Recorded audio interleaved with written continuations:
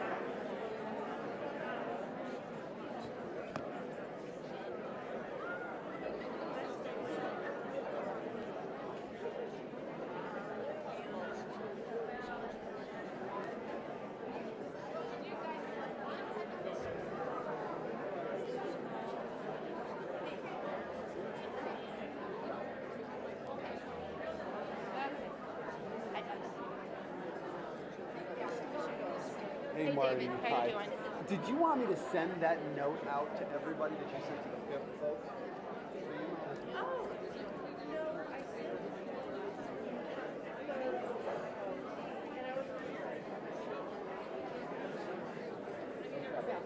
So, thanks.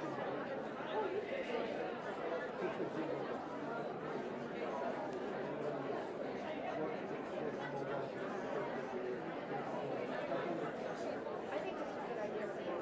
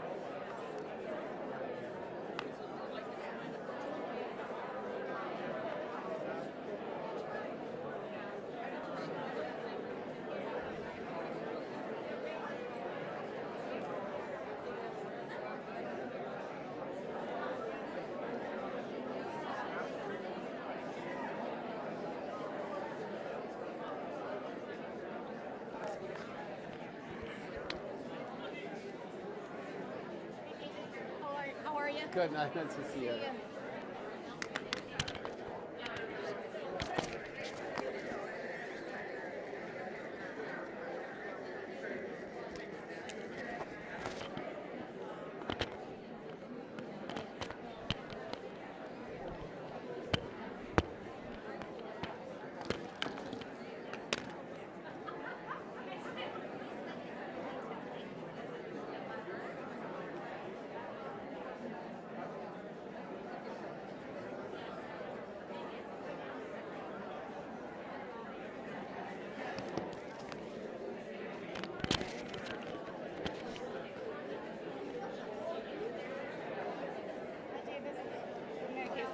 Yeah, hi, nice to see you. How are you? Looking forward to it. Thanks.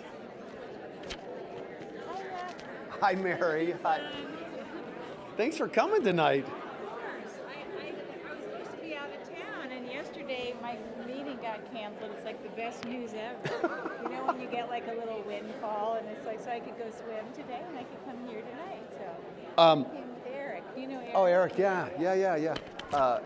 Hey, nice to see you, Pam. Hey, see you. Good. I was going to ask you today, but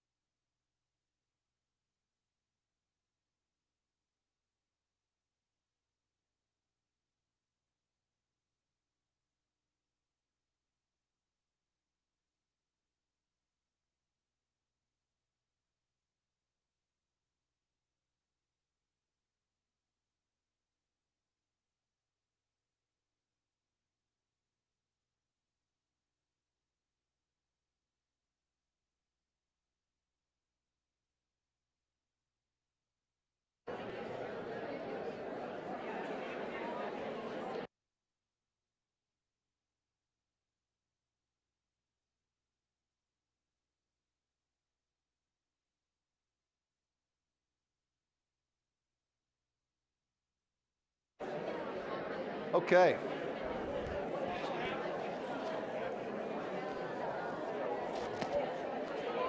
Yeah. All right, let's get started here. Okay.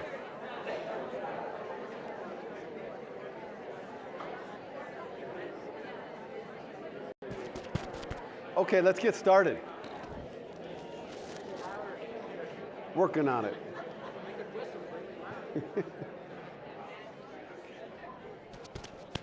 All right, good evening, everybody. So if you're looking for Ronan Farrow, he's next door, phenomenal journalist, and you know, Ronan Farrow is 30 years old, all right? And I remember when I was like the up-and-comer young guy, right? And Ronan Farrow is next door knocking it out of the park, I'm sure. Probably giving like breaking news, things are happening. He's giving some inside scoop. So if you're lucky, maybe you can live stream that while I'm doing this, all right? So welcome to tonight, to one lecture tonight about the elections. When I set this lecture up for October 2nd, I thought, okay, it'll be a month before the election. There'll probably be a Supreme Court fight going on. You know, of course not. I did not know what would be happening, but I knew in American politics today that things would be happening. And I want to just start by thanking you for coming tonight. All of the payments you've made will be going to the Department of Communication at the UW to help us fund a staff position that is student-centric. So this really helps a great deal. So thank you all so much. All right, it's good. It is good. We should, yeah. Thank you. So tonight I want to talk about the title that's up there: the press, our election system, American democracy, and I want to talk about kind of a couple different quadrants or areas of the political system. And so I started putting the lecture together a week and a half ago, so 10 days ago, and I thought, that's probably, things are probably going to change by the time and so then I just stopped. I just stopped doing it, and then came back to it. Oh, don't want that all the way there. Came back to it over the weekend and kind of put in a new stamp on it and everything. So I want to talk about 5 pieces to it. To the political system, and I finished the lecture at about 6 o'clock today, all right? And still, something might have happened since then, okay? In fact, something did.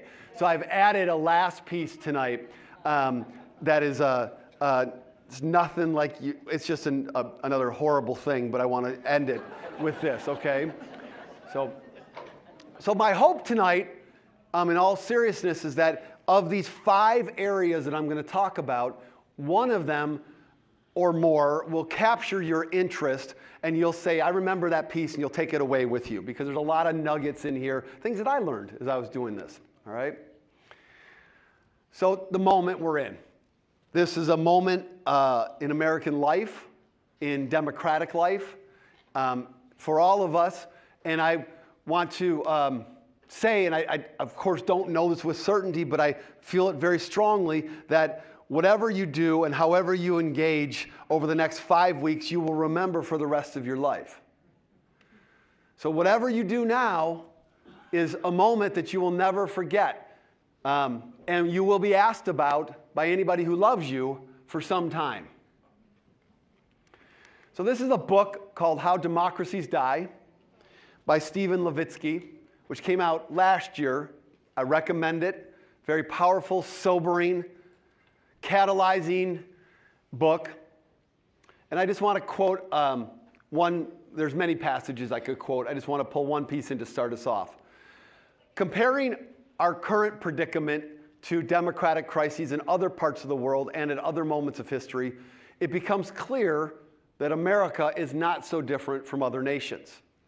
Our constitutional system, while older and more robust than any in history, is vulnerable to the same pathologies that have killed democracy elsewhere.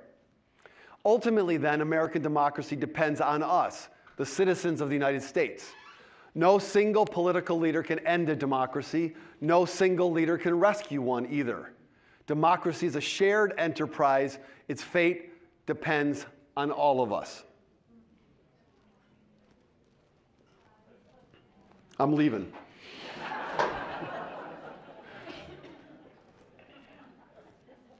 So I want this to be the frame to the entire lecture, that no single individual can end this, no single leader can save this. It's going to take all of us, and truly, it's going to take all of us in some kind of capacity. Okay? The lecture tonight has 5 pieces to it. First, I want to talk about the fundamentals, what people who study and teach about and analyze and work in politics kind of point to as fundamental social processes that shape every election. And so what do we know about where we're at when we look at those numbers today? Second, I want to talk about the press and the American news media system and how it's now responding to the Trump presence. Third, I want to talk about women in multiple capacities in this election. Fourth, I want to talk about voting suppression, the process of making it harder to vote, not impossible, but harder to vote. And fifth, I want to talk about voter engagement in this election, the level of enthusiasm, energy, engagement that we're seeing out there with 1 month, 5 weeks to go. All right? So fundamentals.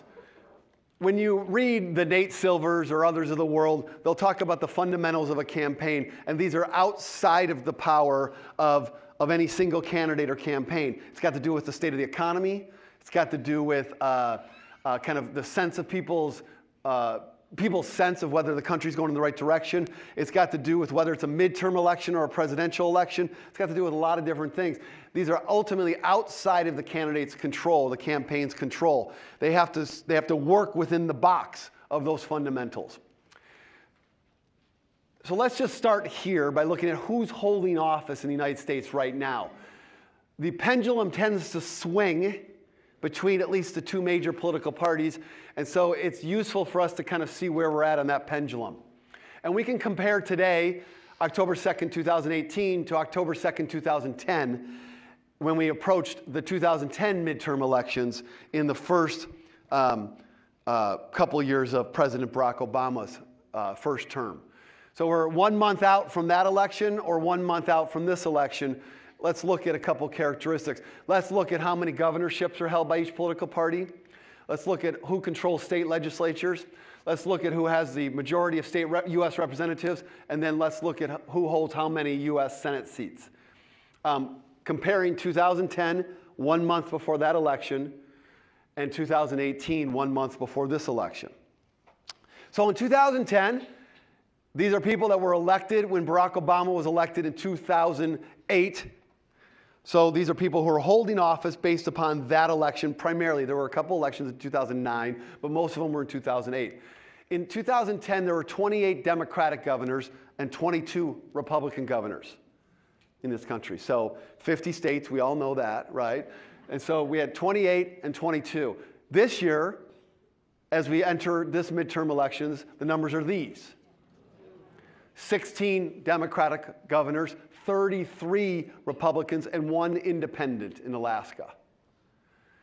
So we're at the other end of the continuum. That 28-22 number is just about the high water mark that Democrats have ever held in 50 states because of the way that the maps states are differentially inclined. When you look at the number of states that Democrats have ever won, that 28 was about the high water mark. We're at 34 is the all-time high water mark for Republicans. Okay? So you're really from one end of the pendulum to the other here. State legislatures. Every state legislature except Nebraska is a bicameral legislature, so it has a House and a Senate. So how many of those legislatures are controlled by one party? So the same party controls both houses of those legislatures. In 2010, Democrats controlled 27 of them. Republicans controlled 14.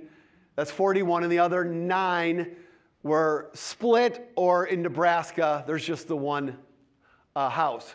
So 27 to 14, 2-1 Democrats in control of state legislatures in the early years of the Obama presidency. In 2018, today, it's this. It's 14 Democratic state legislatures, 32 Republican in this country.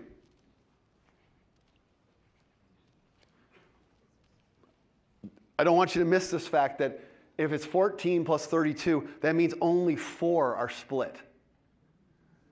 Only 4 are split. Okay? Bill Bishop has written about the ways in which states are becoming one thing or another. Okay? U.S. representatives, in the first couple of years of Barack Obama's presidency, the Democrats had a very strong hold on the U.S. House of Representatives, 257 to 178. This year, after several elections that have favored Republicans, the Republicans have a strong hold on the U.S. House of Representatives. And U.S. senators, Obama had 60 U.S. senators. That's the only way they were able to pass health care, because they went through the process of actually allowing a filibuster, not trying to pass it through reconciliation, which is a budgetary move that the Senate has, which allows them to only vote for majorities. They only need a majority. But the Obama legislature, the Obama Congress went through a standard practice, needing 60 votes in order to overcome a filibuster, and they needed all 60 of them on health care to get it done.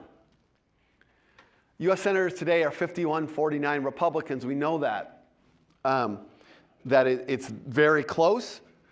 If Doug Jones had not won in Alabama, health care probably would be repealed today, the Affordable Care Act, in its entirety. So every election really matters.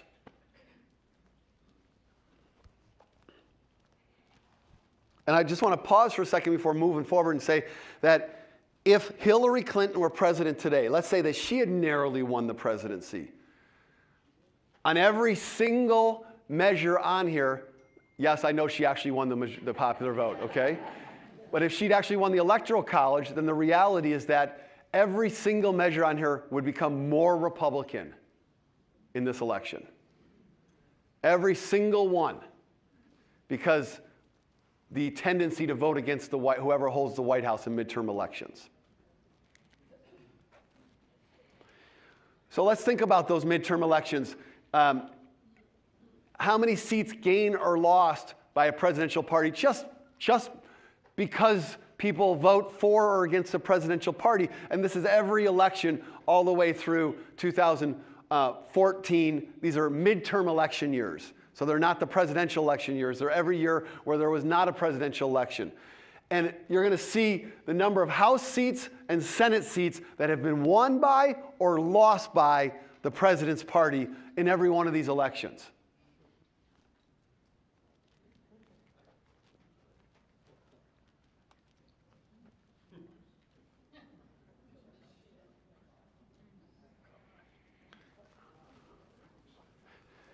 Every midterm election, the fundamentals are that people will vote against the White House.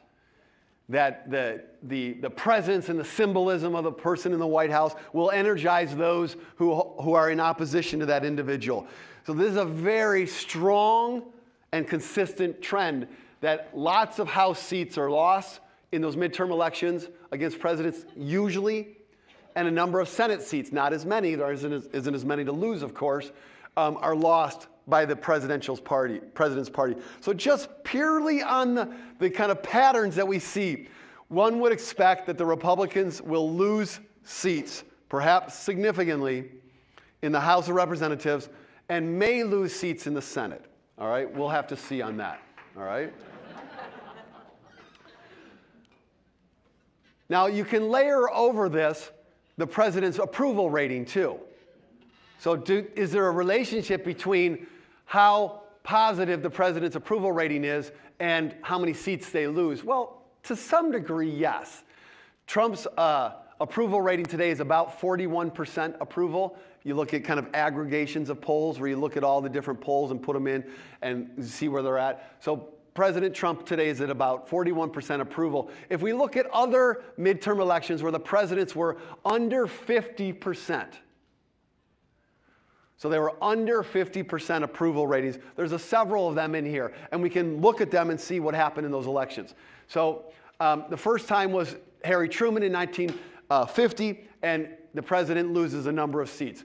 Then there's Lyndon Johnson in 66, and the president loses a number of seats, or his party does. Then there's Bill Clinton in 94, sorry, Clinton in 94. Actually, Clinton's approval in 98 is not under 50. In the midst of the impeachment, his approval was well above 60. All right?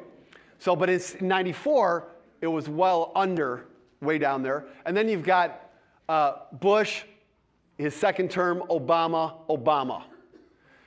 In all of these, we see a lot of House seats losing by the president's party.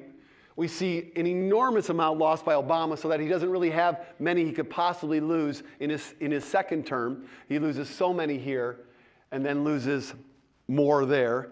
But it looks pretty clear that if the president's approval is that low, and all of these are above 41%, then the president's party is going to take a licking at the polls. This is what the fundamental data would tell us. One other thing we can look at is what's known as the House of Representatives generic ballot. Pollsters will often ask people that they survey, if the election were held today, would you vote for a Democrat or a Republican in your district? And then they'd ask another question, a kind of similar one was, who would you prefer has control of Congress after the elections, Democrats or Republicans? This is known as the generic ballot. Who does the survey participant want to have power, majority power, in the Congress? The House of Representatives generic ballot is a pretty strong predictor of how things are going to go in general across the nation. It just turns out today that because of the gerrymandering of districts, which is the drawing of districts to favor one party or another, that the United States, U.S. Congress districts are so gerrymandered to favor Republicans right now that the Democrats not only need to win the generic ballot or win the kind of general national House vote, they need to win it by a fair amount in order to gain control of the House of Representatives. The statisticians say that the Dems pretty much need to win by about 7% points nationally in order to gain control of the House of Representatives. In a completely equitable, non-gerrymandered set of districts around the country, it would just be 0-0. You win by 1 percentage point, you should gain control of the Congress, or the House of Representatives at least. But it's not remotely close to that. So experts say the Dems got to win by about 7% in order to get control of the House. Well, right now they're at about 8% on the generic ballot. Fluctuates, sometimes down to 6 or 7, sometimes up to 10 or 11, but it's on average about 8%. So they're right on the cusp, right on the cusp. I'd say I'd put it at about 60-40 right now that the Democrats would be in control of the House after the election. About 60-40 likelihood. So these are some of the fundamental bodies of information that have nothing to do with any of the candidates who are actually running in the midterm elections. These are things that have to do with the president and who controls the White House, who's in charge of that, what's going on there. Okay? All right. Second, I want to talk about the press. It's possible you could get some insight into this next door right now. If you went over there to this guy who's like 25 years old, all right? It's not that I'm insecure about this or anything. It's all right. But, I was informed that Ronan Farrow went to college at the age of 11, law school at 16.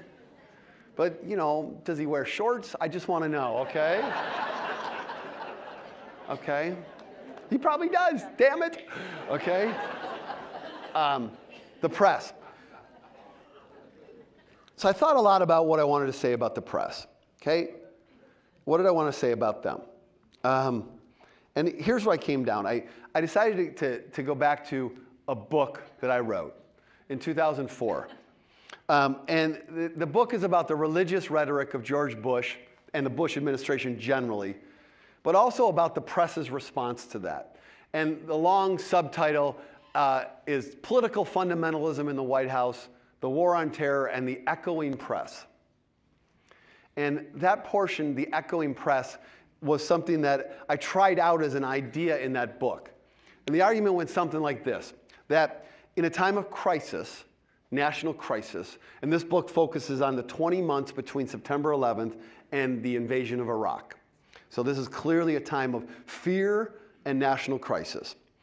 That the argument is that in a time of national crisis, that presidents and their administration in general are given so much deference by the public and by journalists that journalists feel a national responsibility to report whatever they have to say and to give it a voice, to amplify it so that everybody can know what the president in this time of crisis is saying. And the argument is that that's the first part, that they'll give deference to the president and amplify the voices of the administration, particularly the president's. The second part of the argument is that the kind of sense of fear and anxiety among the public will not allow them to process any critiques of those messages that the press might offer in addition to the amplification.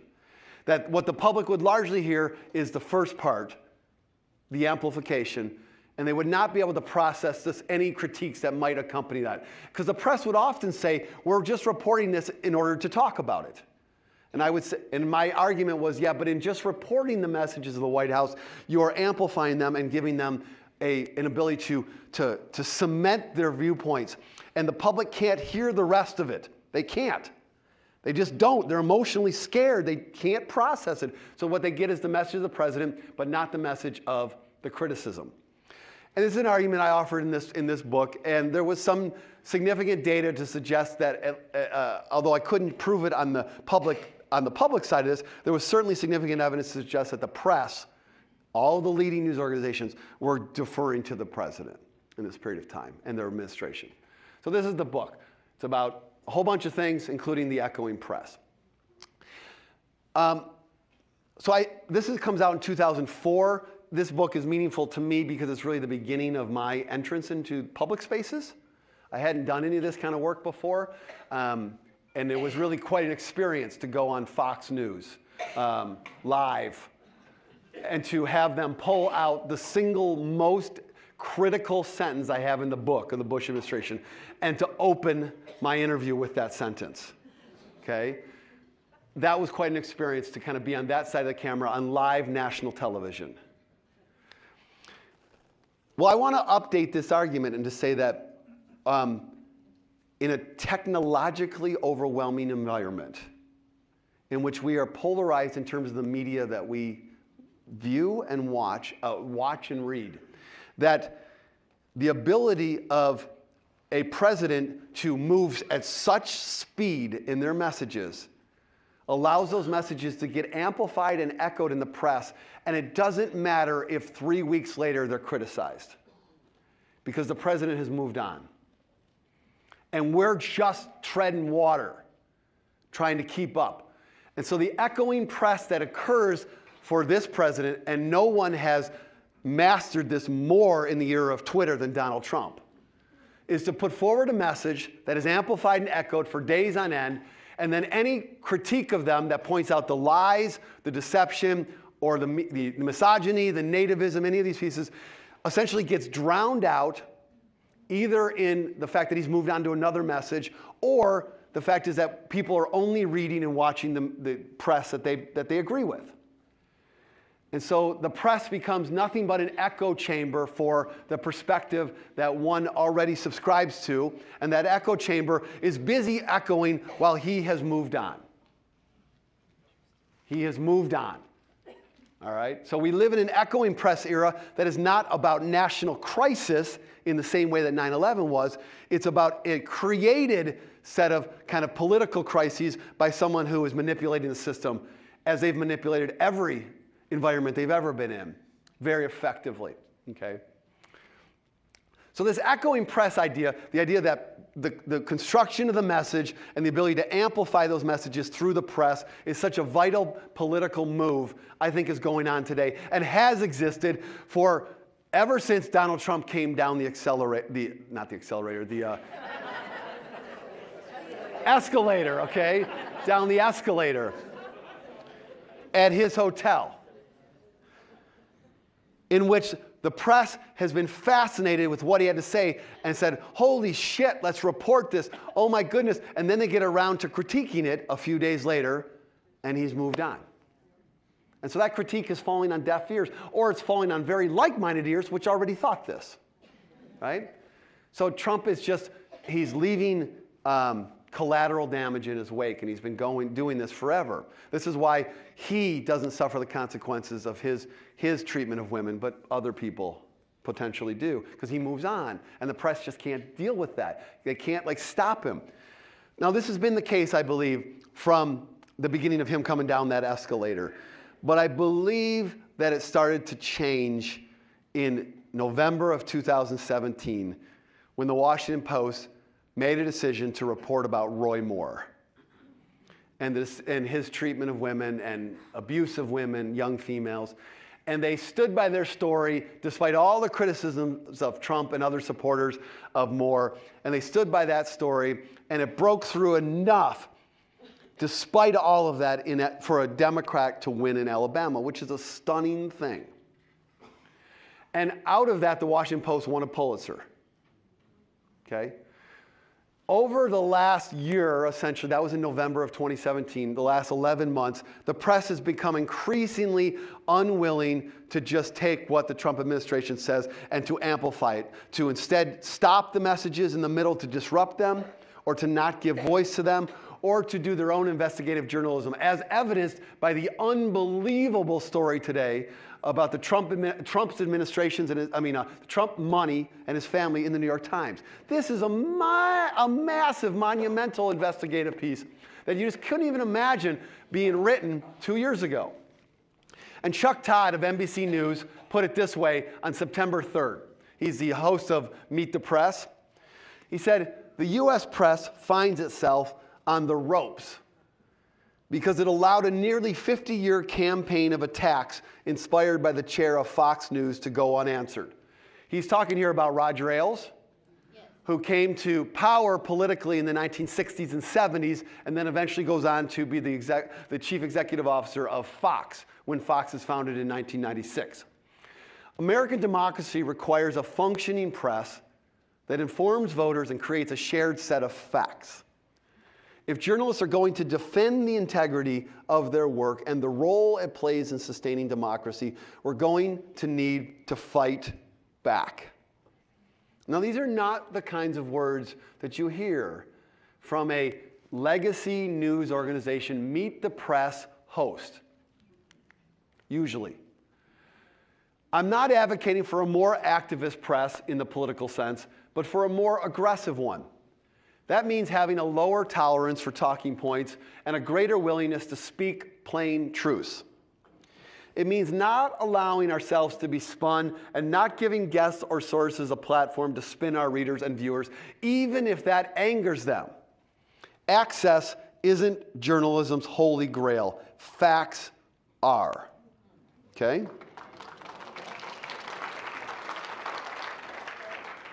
And this argument over access and more independent journalism is about the argument of, do you have literally access to interview somebody and talk to them, and you risk that access if you anger them.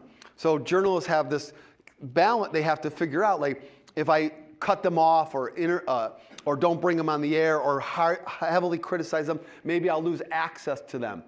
And so there's this pretty robust debate in the journalism world about whether how important is access to sources to actually be a very good reporter? How important is it to be able to talk to the White House in order to effectively cover the White House? That's the question around access journalism. And there's really different viewpoints. Some would say you don't need to talk to these people in order to be a tremendous reporter. You can report all around them and with other people. Others will say, no, you also do need to be able to talk to them, ask them questions, have sources, and lots of things. So What Todd is saying as the leader of NBC News, he's the director of news for NBC News, is that access isn't journalism's holy grail, facts are. And this is a hill that I think journalists have decided, or more and more journalists are deciding they're willing to die on. And they may actually. Journalism may actually die on this hill. There's every bit of evidence, if you look historically, that the kinds of things that Donald Trump says about the press and his treatment of them is a precursor to worse things. Okay? We don't think that in the United States, but when you look outside the United States in what were at one point small d democratic environments, that kind of rhetoric and treatment and hostility is not usually just there for this stage. It elevates and escalates in very damaging ways. In this same essay that Todd writes, he talks about living with daily death threats.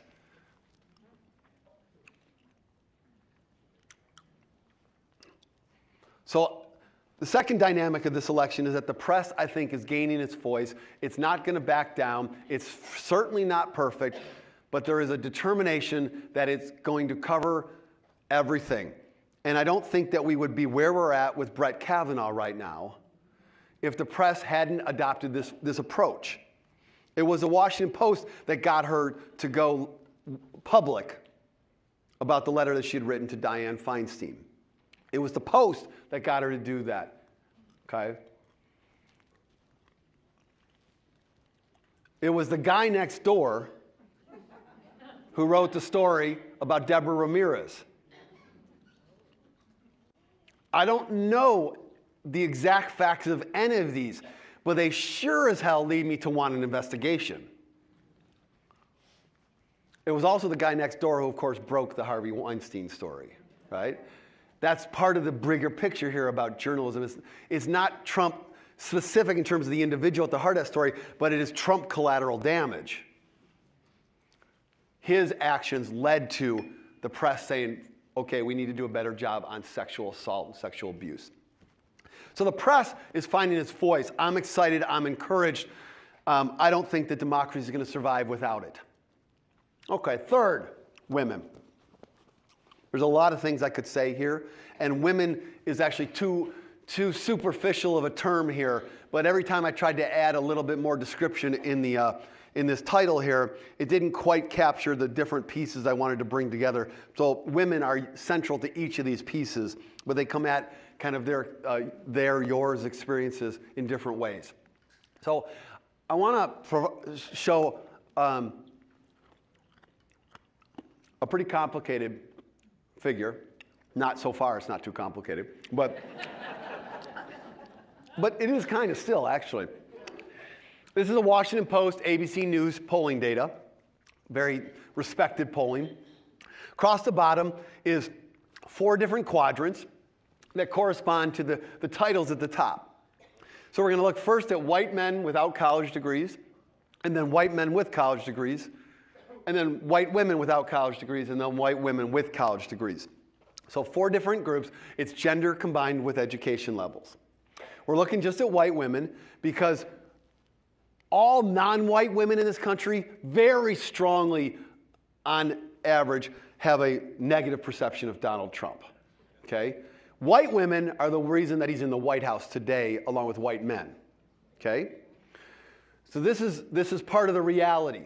So when we look at white women, we're calling out and looking at a specific segment of the population that has been part of Trump's key voters. When we look at white men, we're looking at the core base of his support.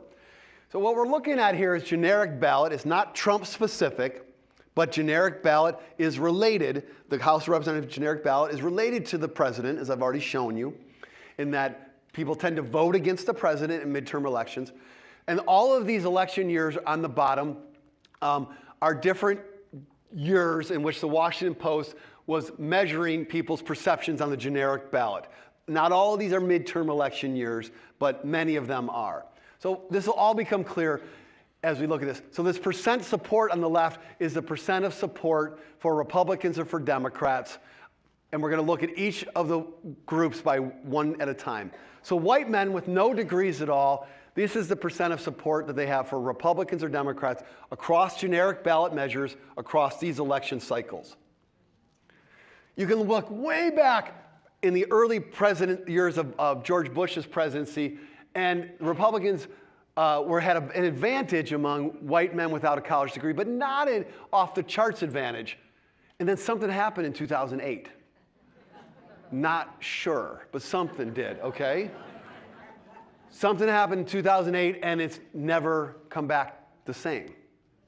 So white men without a college degree, overwhelmingly supportive of the Republican power in this country from basically 2008 forward. Overwhelmingly. We're down here in like the 30% range for the Democrats. For white men without a college degree, that was the crux of the New Deal coalition. They're not even close to the Democrats right now in this country. So something happens in 2008. What is that something? It's, of course, the presidency of Barack Obama. And then Trump comes along and benefits and accelerates this. So this is white men with no college degree across these election cycles. We're at 2018, so these most recent data are where we're at right now for that segment of the population. Next segment is white men with college degrees. Okay?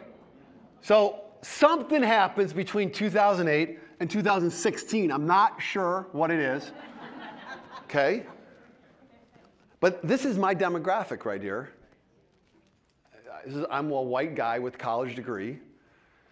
And people like me swung heavily against the Democratic Party for 8 years. And then they said, we'll come back and talk. And that's where they're at right now. Pretty much equally split.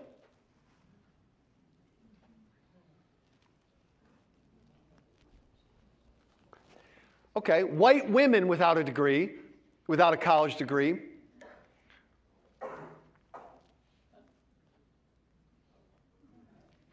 Okay, so again, you've got this 8-year window, and then they come back a little bit together in 2017, and now the Democrats have fallen a bit off a cliff again, but the Republicans aren't doing super great themselves. But white people moved away without a degree. Men over there, women here moved away from the Democrats towards the Republicans in 2008 and haven't come back, except for a flirtation. Maybe they'll get back together in terms of split preference, but so far the Republicans hold a pretty good advantage.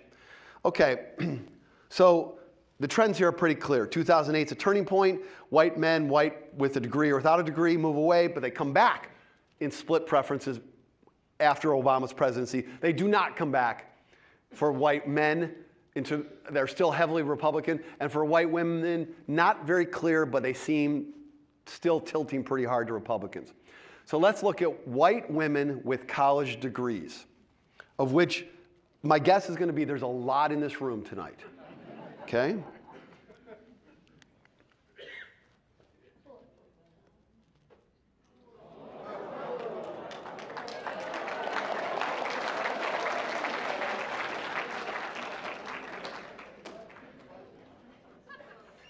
So they are fundamentally different.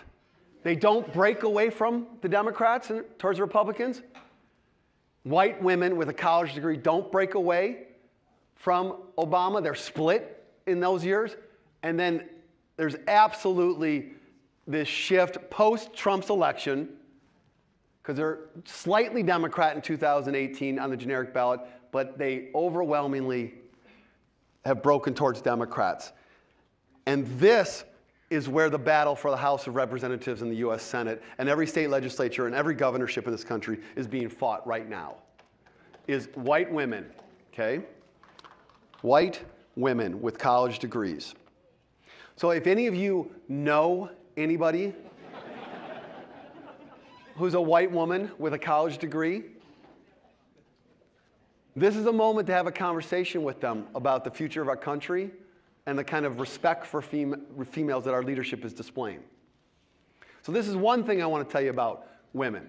a second thing is I want to take a look at how many women are running for office. Okay? We have an abysmally low level of representation in our elected offices for women, one of the lowest among all Western democracies. Right? For all of our trumpeting of human rights and women's rights, our elected officials are overwhelmingly male and white, of course. But a lot of women are running this year, and a lot of them, or some good chunk of them, are winning the primaries. So this is just updated. This is just after the most recent primaries in Delaware and in New York. And so this is with all the states in this election, but it goes way back to the 1970s. How many women major party nominees are there after the primaries into the general election across these many years? And the blue is obviously Democrats and the red is Republicans. So it's clearly an uphill trend, an increasing trend across both parties over time. The Republicans at a much slower uphill climb. The Democrats at a increasing, this is 1992, after Anita Hill, right? This is 183. This is before Dr. Christine Blasey Ford, right? So we've got something going on here that is quite notable. Now, how about over on the Senate side? We can see a trend that has a similar bent. It's fewer people, obviously, because we have fewer seats. But the Democrats, too. This again, is 92. And now we're at the high watermark for the Democrats in terms of major party nominees, but the Republicans, too. It's just like over there. The Republicans at their high watermark for nominees for the House of Representatives or for the U.S. Senate.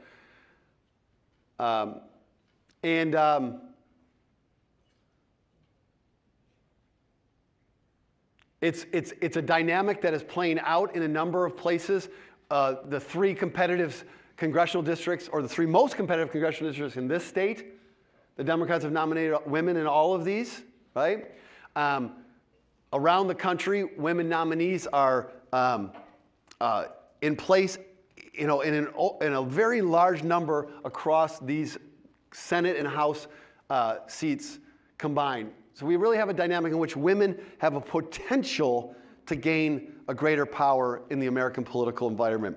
And Time magazine a year ago ran this cover story called The Avengers, and it was about women running. First they marched, and now they're running.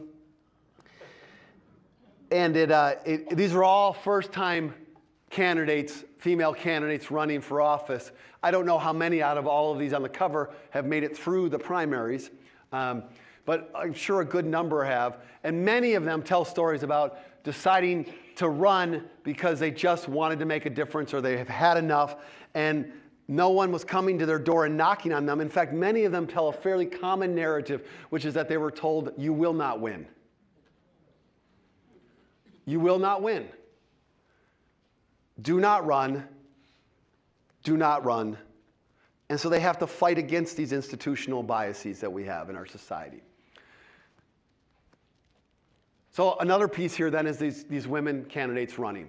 All right. Fourth, voter suppression.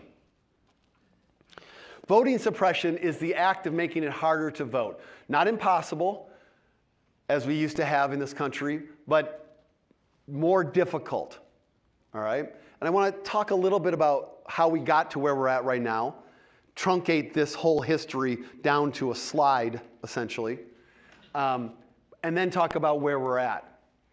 So the Voting Rights Act of 1965 fundamentally changed American politics. It is one of the most effective and important pieces of democratic, small d democratic legislation ever enacted by the U.S. Congress. It went to work to make sure that people could vote, and that those places, those regions, those states that had made it impossible or difficult to vote would not be able to do that anymore. So they both made it more possible to vote and put very hard restrictions on those places that had made it tough to vote before. Put them basically in a box and said, if you want to try to make it tough to vote again, you're going to have to go through a whole set of hoops. that the federal government's going to have to approve before you can do anything like you've done before. So it's an incredibly effective law. And in other lectures that I've done, I talk at length about some of the strengths of the law, how it changed American life, who could vote, how they could vote, and so on. I don't have the time to kind of develop that whole piece here today, but so let's just kind of take this as something like in a court of law, lawyers will sometimes on opposing sides agree on a certain thing, and then they'll move on. So let's just agree for this moment that the Voting Rights Act of 1965 was a monumentally transformative piece of legislation for this country.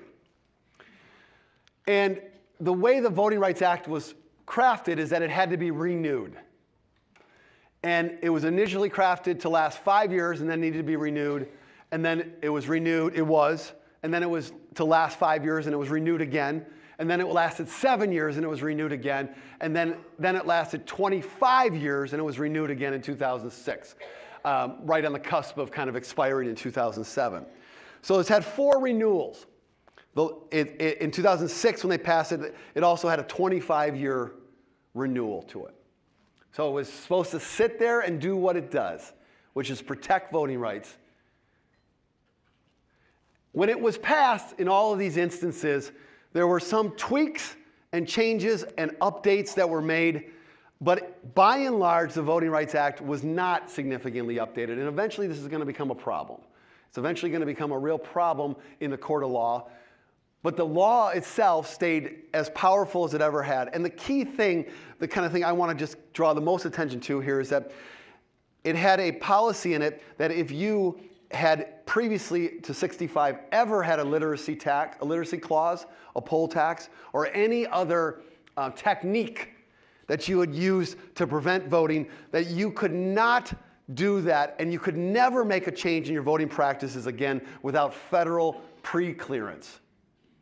That the federal government, the Department of Justice, would have to oversee your voting patterns forever.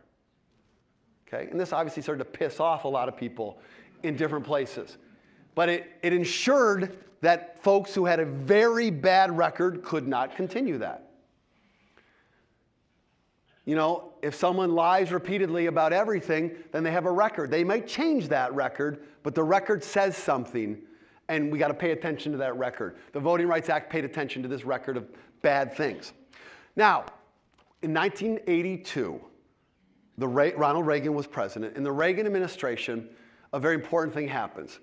Behind the scenes in 1982, there's a rising lawyer in the Reagan Department of Justice who writes 25 memos criticizing the Voting Rights Act.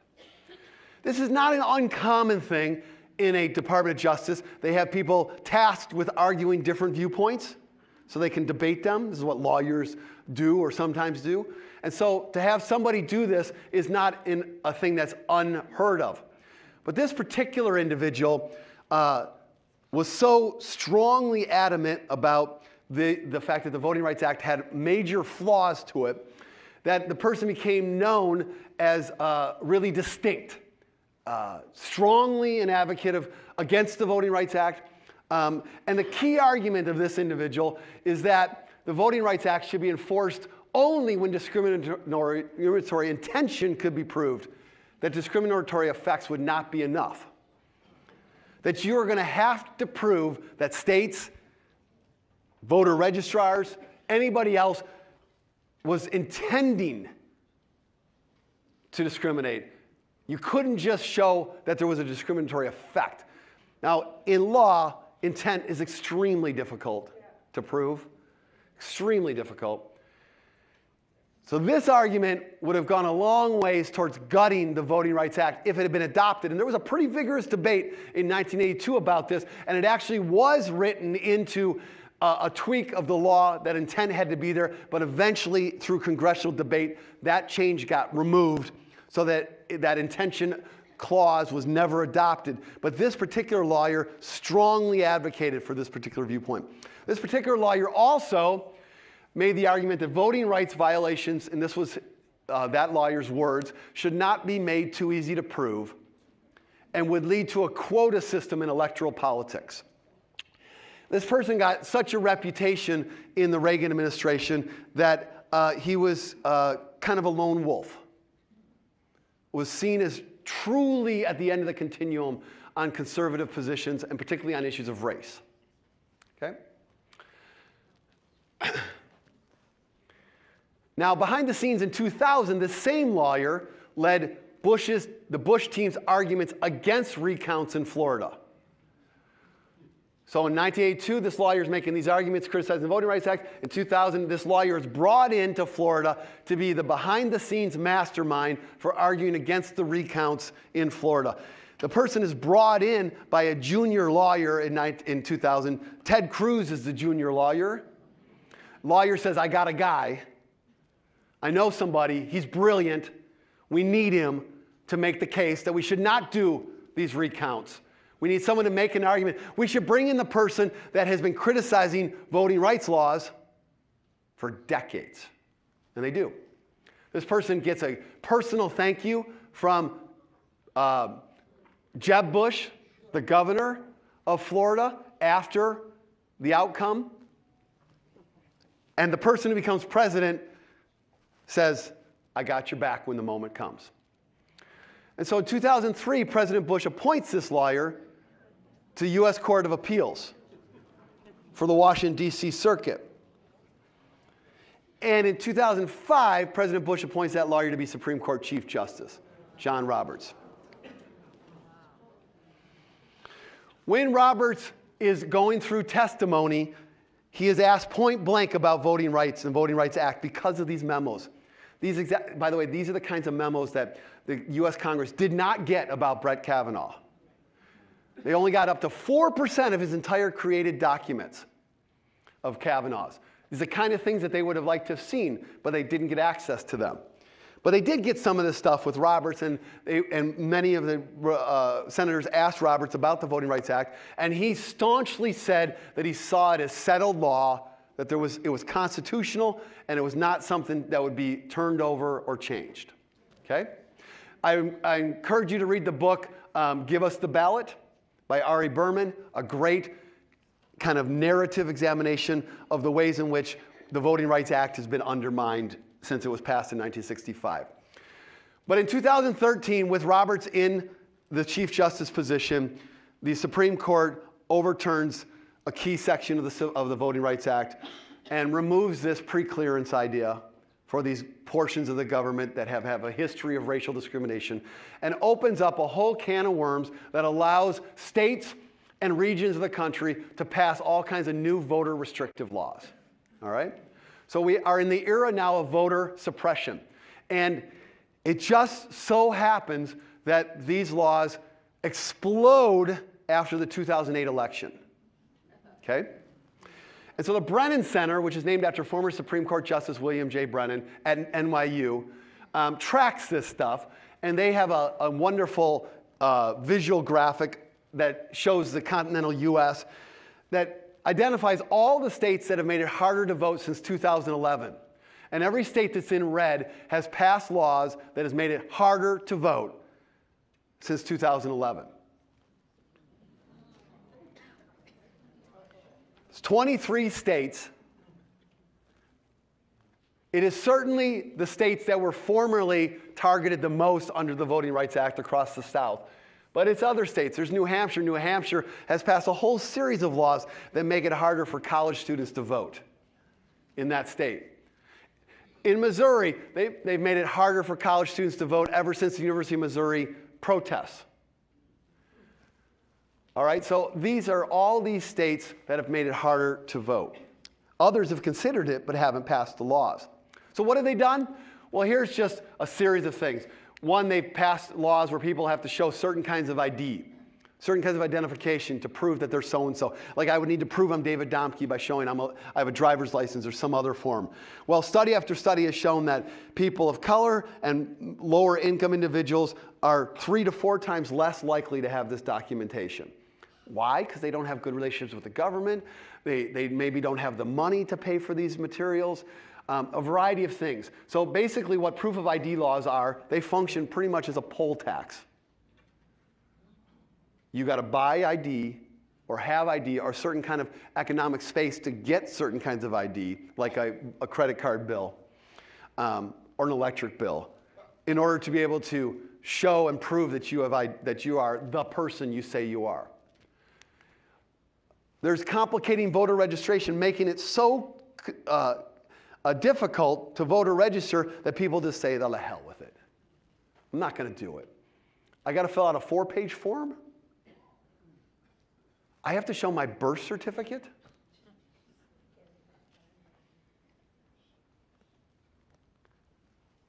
Voter registration as a form of voter suppression goes all the way back to the 1830s.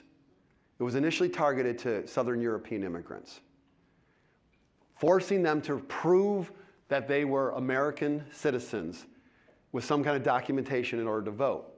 Then it became racialized, white, non-white, after the Civil War, when African-American men were given the right to vote. Complicating voter registration is a common technique in states. One simple way to make it more difficult is to put it all online and just scare the crap out of a lot of people. Okay? You can close DMV offices, which is where many people do register to vote or get the identification that they need. It is quite a pattern that since the Supreme Court decision in 2013, the DMV offices have been closed all over the South in majority black counties, making it more difficult for them to get the identification they need to register to vote. They have to drive elsewhere. They may not have a car. They may not have the time. So closing DMV offices is a very common thing. Reduction in voting places, limiting the number of voter outlets, voter places you can go vote. You know, it's just about a month and a half ago when they were trying to close 7 of 9 voting places in Randolph County in Georgia, right? It got stopped, but actually that was in Randolph County. It happens all over the place. And overwhelmingly, it's people of color or college campuses that voting booths are closed. In Florida, the ACLU and others had to sue this election in order for there to get voting booths that had previously been in place on college campuses reinstalled. Because the Republicans did not want this to happen. Why? Because they lose overwhelmingly in these kind of voting places. Reduce voting windows, cutting back the number of days you can vote. In North Carolina, they've gutted the number of early voting days. In Florida, they've cut back. In Ohio, they've cut back.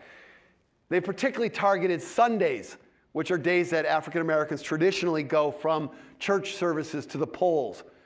They made it harder to vote in all these places. In North Carolina, the courts ruled that this was illegal because they'd done this targeting of reducing DMV offices, voting places, and cutting back voting windows with the quote unquote, the surgical precision of targeting African Americans. Okay? This is a case that's now going to come before the Supreme Court and will be decided upon in this term. Okay? Or you can purge voting rolls. What is a voter roll? A voter roll is the list of people that are registered to vote in a state. When you go to register in non-mail-in states, which is 48 out of the 50 states, when you go to register to vote, you have to, the first thing you say is, I'm registered to vote, and they look you up, and in the states that require ID, you have to prove it. In the other states, you don't have to show anything, but you first have to be registered to vote. If you're not registered to vote, then they allow you to cast a ballot, but it's a ballot that only gets counted if the election is close, okay? It's a provisional ballot. It only gets counted if the election's close. So if you are not on the voter registration roll, then it makes it harder to vote. Well, in many states now, they are purging, taking people off the voter registration rolls if they don't vote in a couple elections. Just removing them. Just taking them off. People do not get told this. You don't get it in the mail. You don't get a phone call. You don't get an email.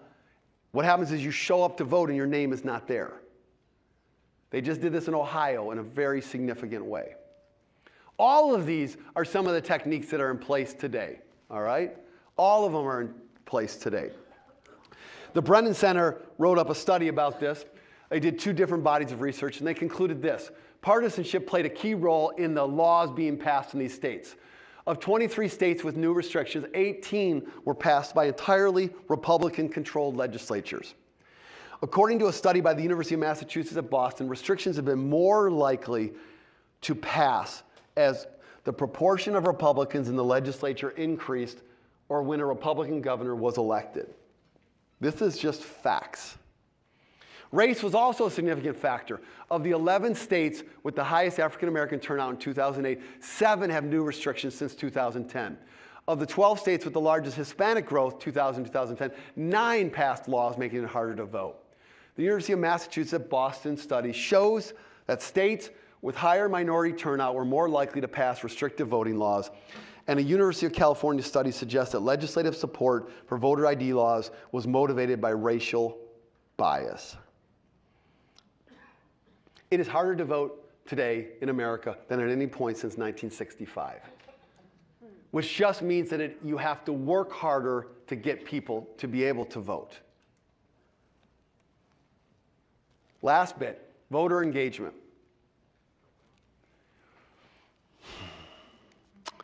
The Pew Research Center just came out with some poll data last week, and they tracked across these midterm elections, 6, 10, 14, 18, looking at Republicans and Democrats' levels of interest in voting. The question they asked here was, are you more interested in voting than usual? So more interested in voting than usual. In 2006, the percent of Republicans who said yes and the percent of Democrats who said yes were these numbers. 30-ish to low 30s, with Democrats more enthusiastic to vote in this election. Neither one of them very high, but the question is a comparative question. More excited, more enthusiastic than usual. All right? In 2006, the Democrats were more enthusiastic, and the Democrats took control of the House of Representatives and the U.S. Senate. In 2010, the Tea Party wave and revolution, the numbers looked like this. So the Republicans were now up to about 60%. That's almost double what they were in 2006. And the Democrats were slightly higher in 2010, but it was much lower than the Republicans. The Republicans gained 65, I think, seats in the U.S. House of Representatives. They don't get the Senate, but they will eventually get it in 2014. In 2014, the numbers look like this. Republicans more engaged, more enthusiastic. The Democrats pretty much kind of about the same, modestly enthusiastic. So that's where we have been the last 3 midterms. In each one of them, the party that was more enthusiastic won significant seats in the U.S. Congress. In 2018, in the Pew data that just came out, this is what the numbers look like. Okay?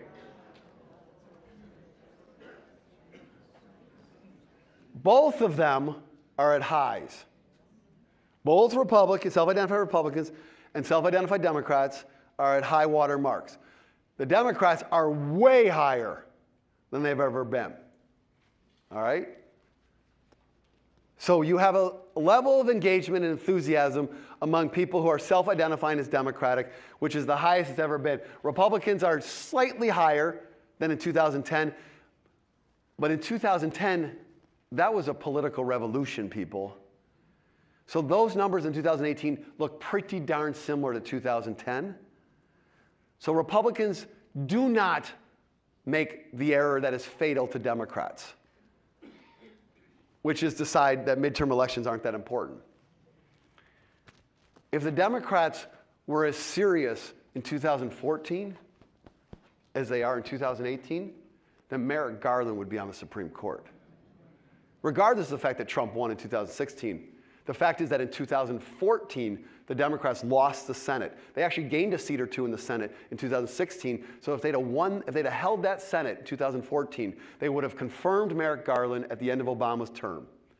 They probably would have control of the Senate today and would have blocked or had a chance to at least negotiate around Neil Gorsuch and Brett Kavanaugh.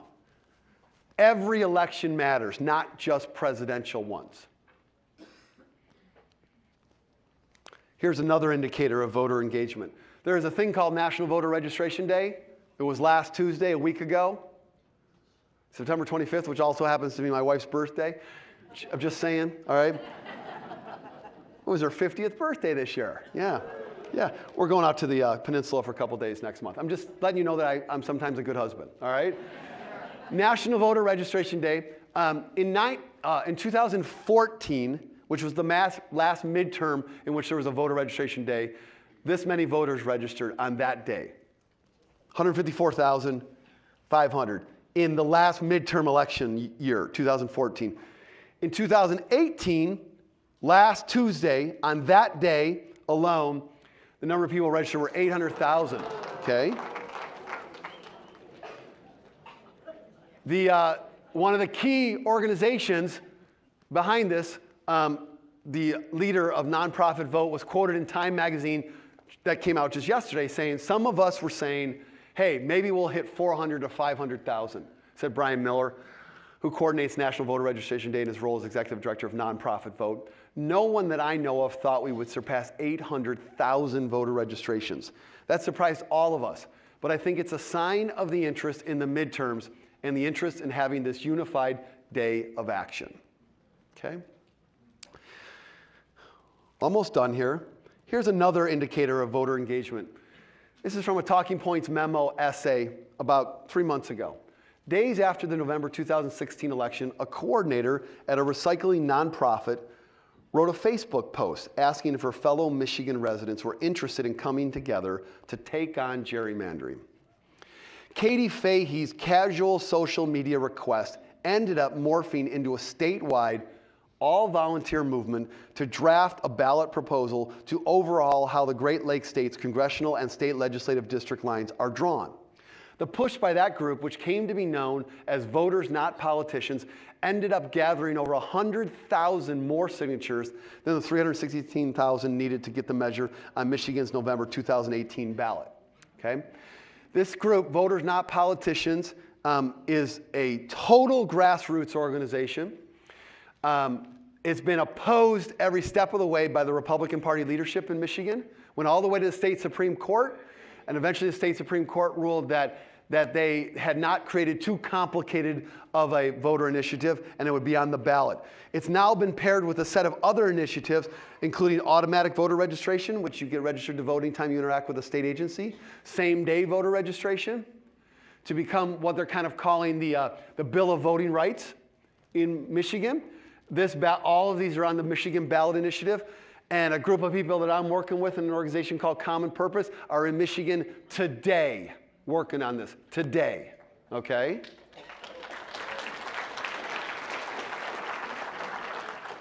So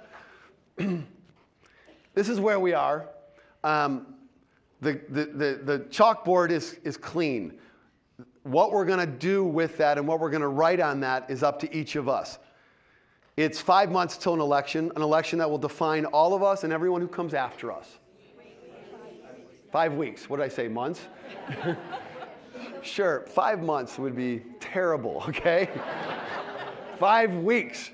5 weeks till the election. And the reality is, I've said this to you before if you've been here, but I want to say it again, that I care about all of you, but I don't really care at this moment what you think or what you feel. I want to know what you're going to do, okay? The reality is that action is what changes the world. And we've started saying something with this group that I'm working with, that democracy is a verb, okay? It requires engagement and overcoming anxiety and making your feet move. As John Lewis, one of my heroes, said that during the Civil Rights Movement, when we pray, we move our feet. Okay? So the reality is that what are we going to do? Okay? Well, I want to show you what Donald Trump is going to do. Tonight, well, first let me tell you this, that I'm going to be doing a lecture series in winter 2019, How to Beat an American Demagogue, Donald Trump and the Future of Democracy. Okay? This is the blurb. Political demagogues are unfortunately not new in American politics, but Donald Trump is the first to become U.S. president. With Trump in this position and joined by an aligned National Republican Party, the harm to minoritized populations, rational debate, ethical government, the nation, and the world is devastating. The only small d democratic way forward is to engage in clear-eyed, smart, determined, historically informed, and collective action. This lecture series traces the people and practices that laid the foundation for Trump, Trump's specific tactics, and the necessary steps ahead. There is real pain and harm, and it won't be easy, but we're going to do it, okay? Now, this is a lecture series that's going to be 5 Tuesdays, January 8th through February 5th, and you can register there the same place you registered for tonight's lecture at brown paper tickets. Now, to give you a sense of what a demagogue looks like, I want to play a clip from tonight in Mississippi.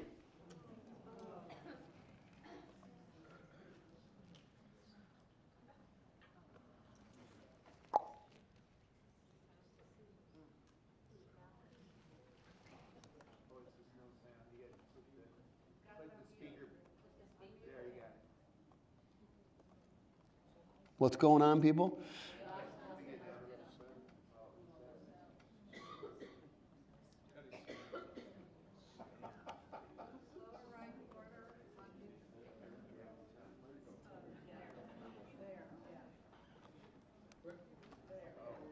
Through 36.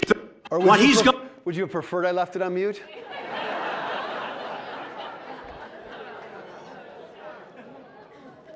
Okay, so this is literally 2 hours ago in Mississippi.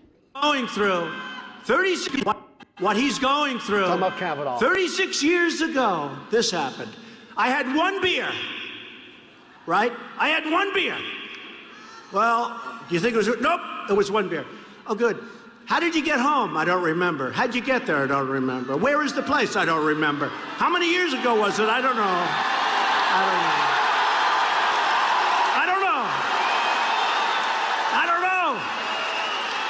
What neighborhood was it in? I don't know. Where's the house? I don't know. Upstairs, downstairs, where was it? I don't know. But I had one beer. That's the only thing I remember. And a man's life is in tatters. A man's life is shattered. His wife is shattered. His daughters, who are beautiful, incredible young kids. They destroy people. They want to destroy people. These are really evil people.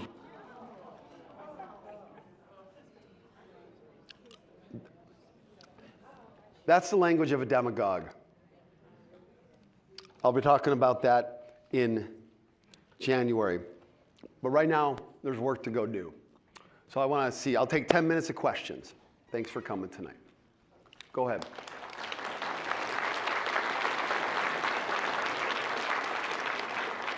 I'll repeat the questions too. What is Donald Trump's end goal here? What is Donald Trump's end goal? What's his end game? White nationalism, political, economic gain. He's a narcissist. You're going to have to come to the rest of my lecture series in January, okay? Yeah, back there. Go ahead.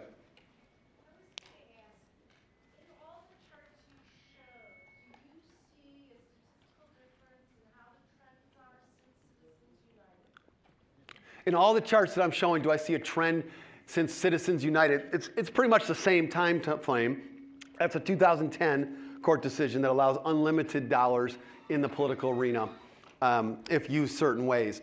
Is there a trend that, would I point to this in terms of that? I would not point to Citizens United as the driver of these things. I would not. I would point to them in terms of culture wars and not in terms of the rampant usage of money. But go ahead, what?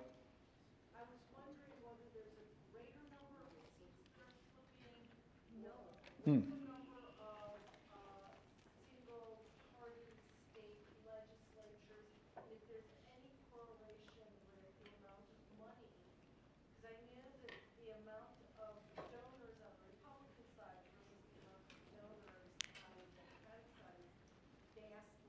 Okay, I don't know the answer to that question. Yeah, thanks. It was a question about whether there's more seats flipping in Congress or in state legislatures, and that flipping of those seats is tied to the amount of money being spent in different campaigns. Seems plausible. It definitely seems plausible. I don't have any kind of data on that, though. Yeah, go ahead. Way back there. An aggressive attorney, whose last name is Avenatti. Yeah. It's like a kind of a new element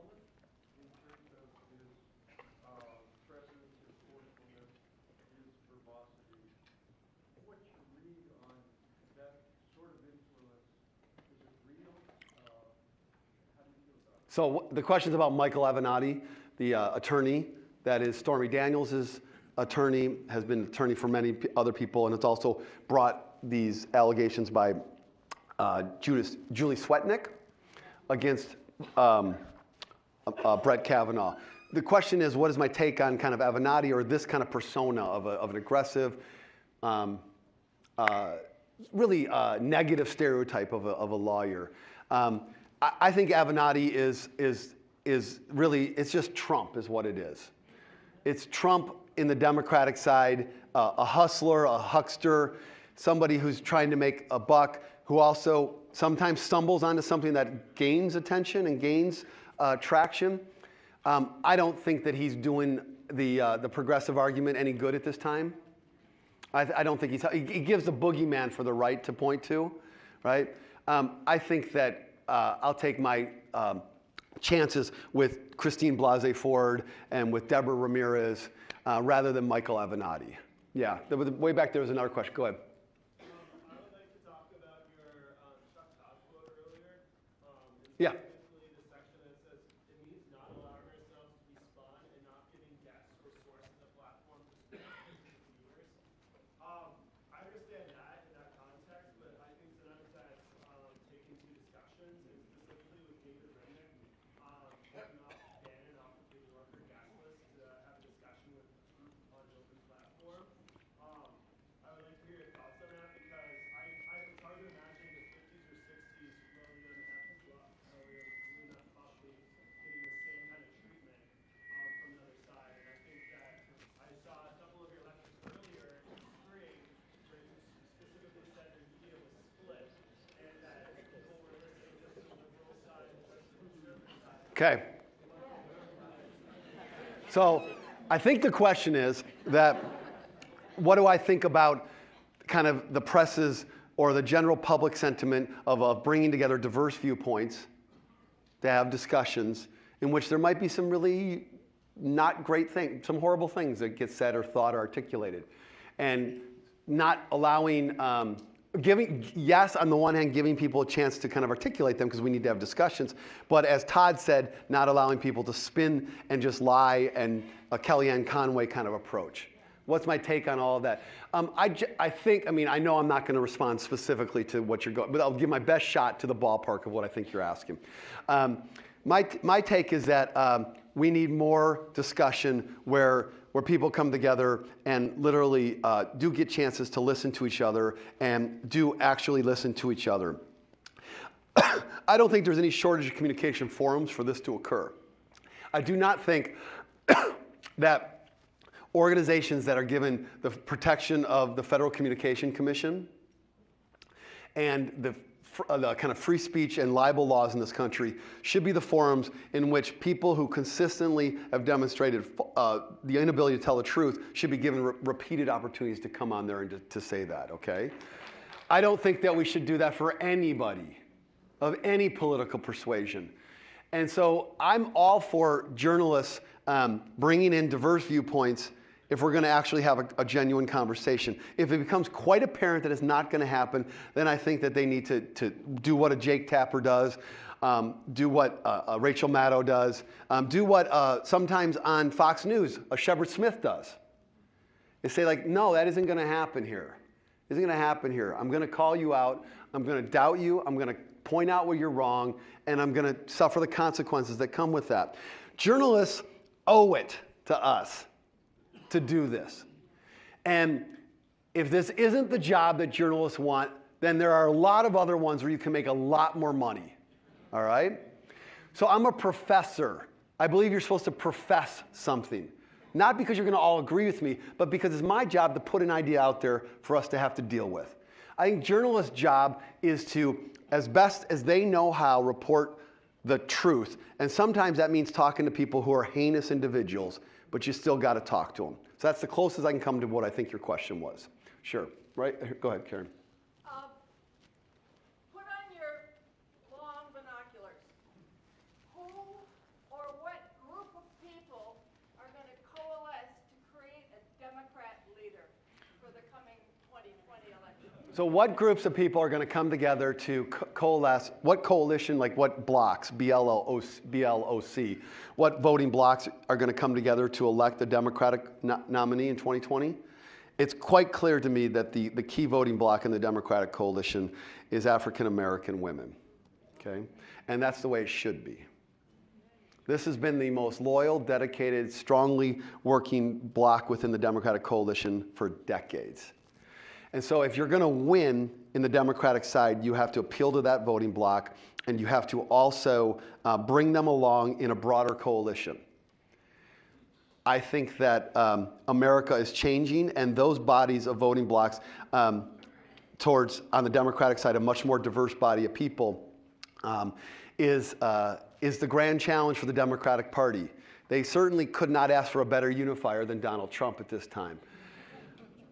I think the challenge for the Democratic Party in 2020 is, will the people who are going to run for the presidency assess not only their standing, but the future of the party? Yeah, I'll leave it at that. Yeah, sure. Are you familiar with an organization called the National Committee for an Effective Congress?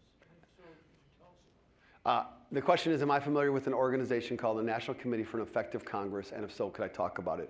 I am not. Yeah. Yes, Kim. For people who aren't involved yet in Common Purpose, can you give people 1 or 2 things they can do in the next 5 weeks to move this forward? So I'm part of a group called Common Purpose, and our website is commonpurposenow.org because there's a UK organization called Common Purpose. So our website is Common Purpose Now, and she was asking me, is there a set of things that people could do? We have 2 upcoming events in the next 3 weeks where you can make phone calls. If you don't want to go out and do anything, you could volunteer in the 3rd, 5th, and 8th congressional districts. You could travel in any of these key battleground states. The first thing to do is to go to the website and to sign up, and then you'll start getting our information. That'd be the first thing to do. I know where I was on February 10th, 2007, when Barack Obama announced his candidacy. I was there, outside the old state capitol in Illinois. It was 0 degrees.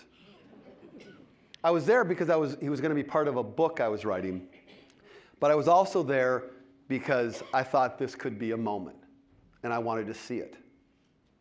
I'll never forget that moment. I also know where I was on election night of 2008. I'm going to know where I am on this election night for the rest of my life. This is as important as those moments were for me. I would encourage you to identify the stretch that is part of your life politically. Everybody has their own stretches. What's the stretch? And say to yourself, if ever, now. Okay? Thank you very much. Okay?